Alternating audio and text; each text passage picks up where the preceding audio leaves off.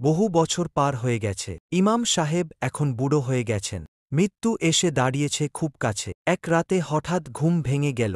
চোখ খুলতেই দেখলেন সেই মাজারের লোহার গেট। আর গেটের সামনে ঠিক সেই পাগল। একই ছেঁড়া কাপড়, একই ধ্যানমগ্ন মুখ। যেন এক ফোঁটাও বদলায়নি। কাপা গলায়, আমি আপনাকে চিনতে পারিনি। ক্ষমা করে দিন। আপনি কে ছিলেন? পাগল হাসলেন। তার মুখ থেকে সোনালি নূর বের হতে লাগল। যেন পুরো আকাশ আলো হয়ে গেল। শান্ত, গভীর গলায়, আমি তোমার জন্য আল্লাহর পক্ষ থেকে পাঠানো হয়েছিলাম। আমি সেই বুজুর্গ। মরেও মরিনি।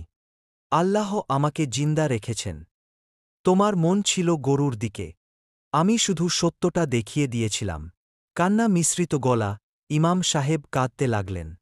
কান্নায় ভেঙে পড়লেন। অলিরা মরেও মরে না। তারা বান্দার ভুল শুধরাতে বেঁচে থাকে। পাগল হাসতে হাসতে আলো মধ্যে মিলিয়ে গেলেন। ইমাম সাহেব ঘুম ভেঙে উঠলেন। চোখে জল, কিন্তু ঠোঁটে হাসি। ধন্যবাদ সবাইকে আমার এই ভিডিওটা মনোযোগ সহকারে দেখার জন্য। আর পার্ট 1 দেখে না থাকলে পার্ট 1টা দেখে আসুন, ডেসক্রিপশনে লিংক দেওয়া আছে।